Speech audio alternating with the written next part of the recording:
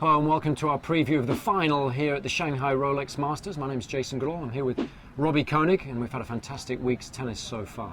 Yeah, we certainly have. Plenty of surprises, especially the fact that Rafael Nadal is not in the final tomorrow, beaten by Jürgen Melzer in one of the best matches the Austrians played throughout the course of his career, and I think that took many by surprise. But it's paved the way for Roger and Andy Murray to be in the final. Yeah, let's talk a little bit about the semi-finals, because we all thought that Murray would beat Juan Monaco, because of course he beat Melzer when the Austrian had beaten Nadal, and a disappointing match from Melzer, but an opportunity of course for Monaco, but he didn't really bring his A game against Murray in the semis. No, he didn't. Perhaps a little jaded, Jason, due to the fact that he played so much tennis this week. He played an extra match, he's played a lot of three-setters as well, and I think Murray just too many answers for him. The variety that he brought to the court was too much for Monaco to handle, and perhaps the occasion. Remember, it's the first time he's played in the Masters 1000 semi, and both of us discussed this in the booth at the time, and you suggested that perhaps the occasion as well as the surface would play an important role in that semi-final. Yeah, I think he did remarkably well to make it through to the semi-finals. He's still got plenty of positives that he can take from the tournament. But I think we all knew that the Djokovic-Federer match was going to be the best of the bunch as far as the semi-finals are concerned.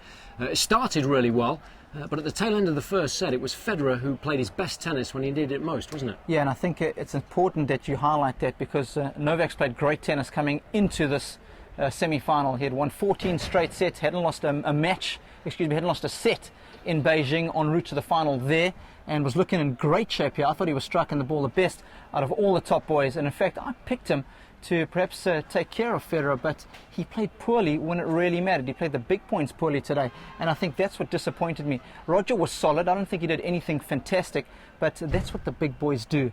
They play at such a high level. They don't always play their best level, but just good enough to win. And then it was a little disappointing the way he just faded in that second set. I think you've always got to try and respond positively to adversity, and having lost the first set, we all expected a little more at the beginning of the second, but once he fell behind by 2 breaks of serve, it wasn't really that competitive, was it? Yeah, and you can't go down a double break against the likes of Federer. I think the problem for Novak was that he was playing his best tennis at the wrong time. Well, let's talk a little bit about the final then. Murray against Federer. The last time they played was in Canada, the Masters Series 1000 there in Toronto.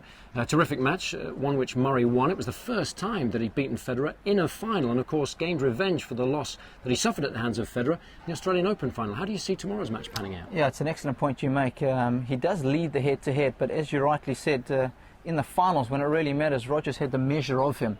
And I think going into tomorrow's match, there's a lot of things to take into consideration. The hard court records, every single match, believe it or not, that they've played has been on a hard court. So again, both playing on their preferred surfaces. I don't know, it's a tight call. Do you have anything in specific that you're looking for tomorrow? Well, the only thing that I think might be relevant is the fact that Murray's had a pretty much a cupcake of a draw. It hasn't really been tested yet, whereas Federer has beat Soderling in the quarters, Djokovic in the semi. So I think he will know that he's played some really good tennis this week, and if he needs to tomorrow, he knows that he can bring it. Whereas Murray, I'm not so sure he does, because he didn't play particularly well in Beijing. Also Lubicic, I think, there in the quarters. That was a bit of a surprise. And although he's in the final, he hasn't really played a great match yet. Do you think that's relevant? I think it is. It's always nice to be match hardened, but sometimes I think we as analysts make too much of that. I think the fact that you're in the finals, I think Andy Murray would have said at the start of the week, listen, you're going to have a relatively good draw, you're not going to be tested that hard, and you're going to be in the finals. Are you going to sign for that? And I'm sure he would have done that at the beginning of the week. Obviously he's going to be very fresh. He's played enough tennis, he's played Roger enough times not to be overawed by the occasion. It's going to be nip and tuck, isn't it? Yeah, well, hopefully it's as good as the last match that they played at this level. And don't forget, you can watch it all live on tennistv.com.